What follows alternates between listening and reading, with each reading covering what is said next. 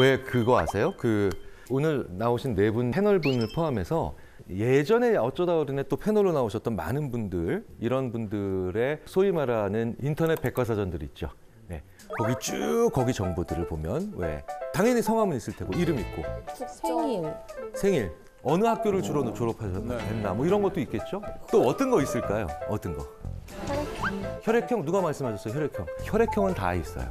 그런데 지금 예전의 혈액형의 역할을 지금 또 다른 MBTI라는 것이 지금 하고 있습니다.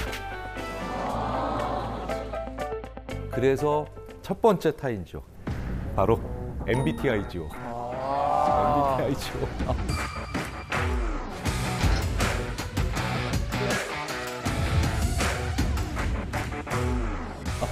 MBTI. 많은 분들이 지금 공감하셨어요. 아, 정말 MBTI 너무 집착하는 사람들이 많다. 혹시 이 자리에 MBTI 검사를 한 번도 해본 적이 없다.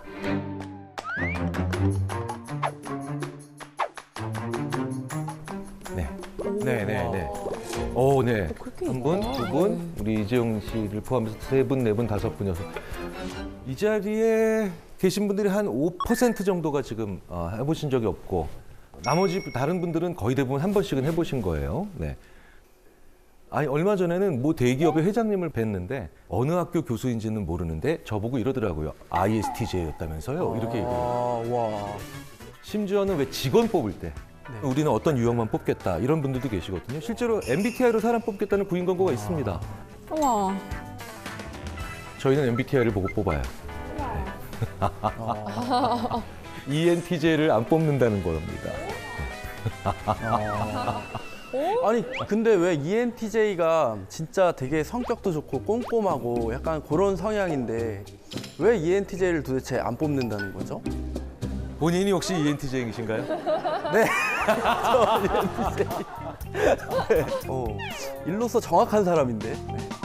저는 심지어 일찍 퇴사하거나 공금 횡령할 MBTI는 뭐냐고. 궁금해 생겨. 네, 그런 질문을 받은 적도 있어요. 네, 사석에서. 그렇게 먼 옛날도 아니고요. 네, 불과 한 3, 4년 전에. 어쨌든 이 MBTI가 도대체 뭐길래 이 난리냐는 거예요. 이 MBTI가 조금 이제 학문적인 정의를 말씀드리자면 마이어스 브릭스, 그러니까 MB, 마이어스 브릭스 유형의 유형 지표의 약자인데요. 그러니까 캐서린 쿡 브릭스 그리고 그분의 딸 이사벨 브릭스 마이어스 홈스쿨링을 하다가 따라 세상에는 이렇게 다양한 사람들이 존재한다는다. 약간 지금으로 치자면 게임 같은 어떤 방법 하나를 그걸 알려주기 위해서 생각을 한 거죠.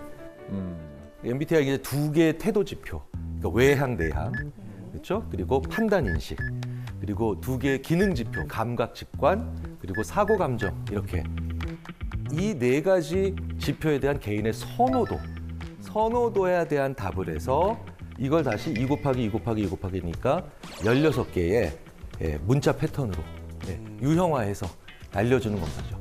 제가 처음 MBTI 검사를 받았던 때가 대학교 4학년이었던 1992년입니다. 정말 기념비적인 해죠.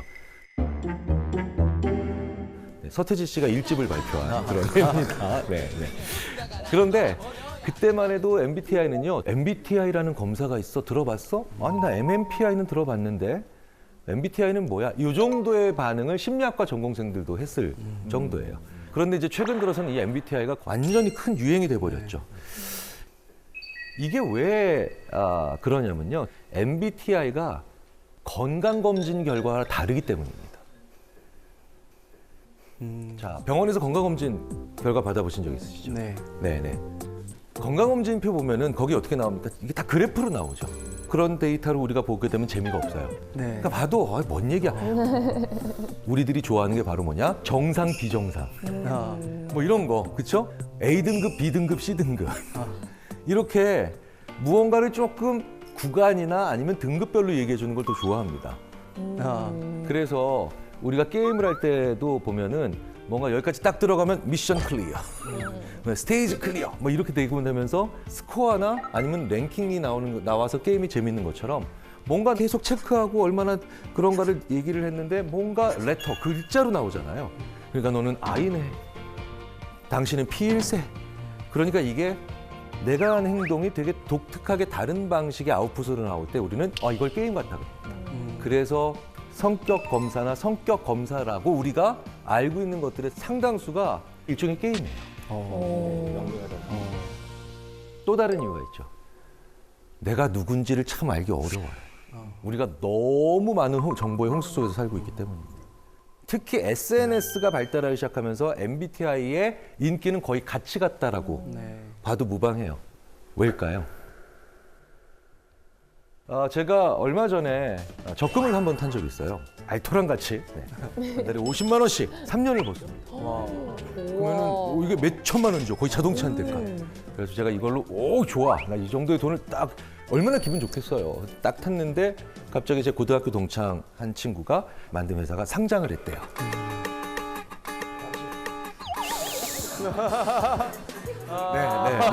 네. 제가 3년 동안 모은 돈이 걔가 어제부로 벌은 돈의 1%가 안 되더라고요. 네. 그러니까 저는 그저께까지는 이 지구상에서 제일 큰 부자인 것처럼 넉넉한 마음을 가지다가 불과 36시간 후인 오늘 아침에 어떤 식의 느낌입니까? 진짜 아무것도 아닌 존재처럼. 이 과거에는 이런 방식의 느낌을 가질 수가 없죠. 그러니까 내가 어떤 사람인가를 알아가고 그다음에 느끼는 게 나의 어떤 자아 정체감이라고 하는데 이게 너무나도 쉽게 바뀌는 거예요.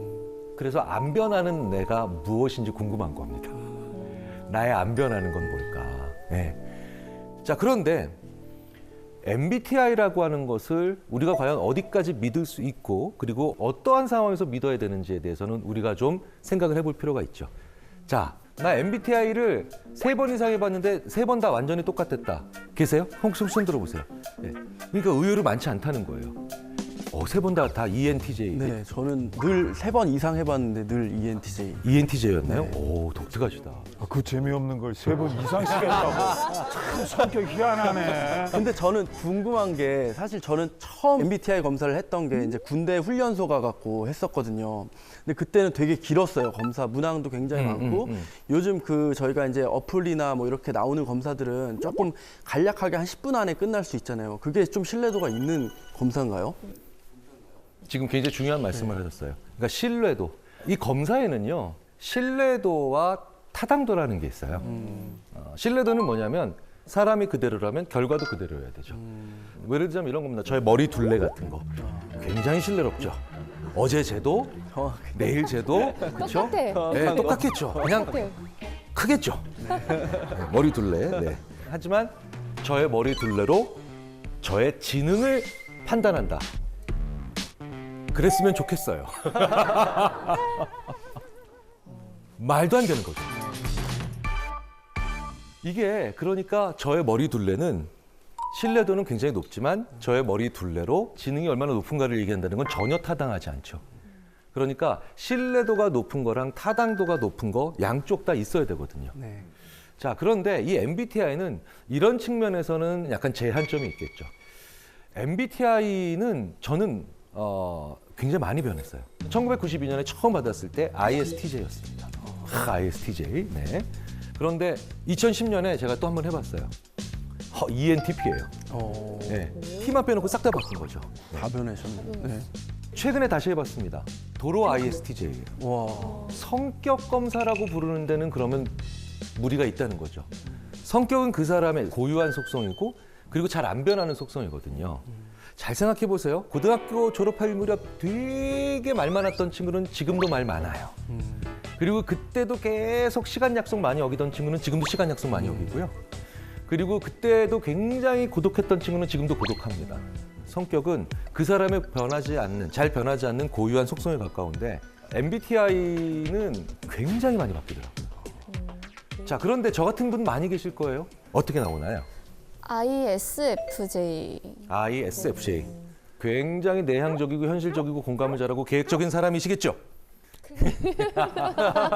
대충은 맞는데요. 네. 제가 다시 했을 때는 INFJ로 나온 거예요. 그래서 두 개의 특징을 이렇게 쭉 보다 보면 나는 INFJ 쪽에 더 가깝나 약간 이런 생각이 들거든요.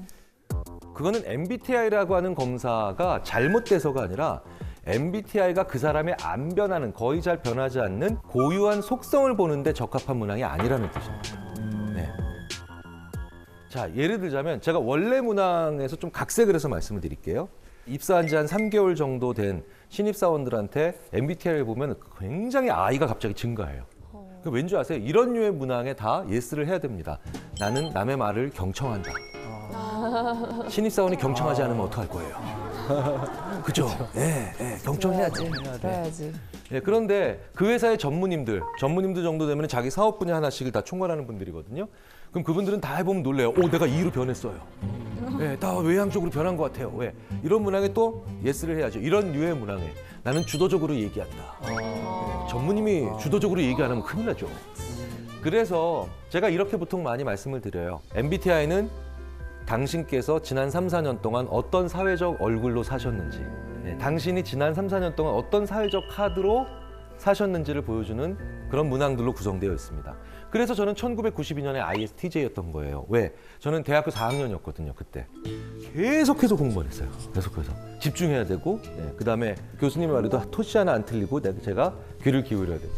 근데 2010년에 갑자기 2로 확 변했네요. 그렇죠?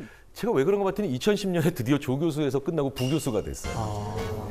이게 신임이었던 조교수 시절에 비해서 부교수가 되면 이게 발언권들이 좀 많이 생깁니다. 그리고 또 얘기를 하라고 시켜요. 대학에서 얘기를 좀 의견을 내보라고. 근데 최근에 받았던 건 ISTJ로 다시 돌아왔죠. 그래서 제가 왜 그런가 봤더니 집에서 한 거예요. 너무너무 차분히 있고 싶은 집에서 이걸 했더니 이젠 심지어 과거도 아닌 앞으로의 내 소망을 거기다 적어내요. 그러니까 MBTI는 지금까지 나의 사회적 전략이었구나. 나의 사회적 얼굴이었구나. 이런 것으로 생각을 해보면 되고요. 내가 나를 제대로 돌아볼 수 있는 아주 재미있는 마중물은 될 수 있지만 타고난 기질, 본성, 발전 가능성, 심지어 업무 적합도 이런 걸 판단할 수 있는 도구는 아니라는 거예요. MBTI는 엉망인 검사도 아니고 만병통치인 검사도 아니에요. 다만 오남용되고 있는 검사라는 거예요. 이 다양한 인간을 16가지의 성격 유형에 맞춰서 재단하거나 아니면 그 16종 중에 하나라고 판단하는 우를 범하지 말자는 거죠.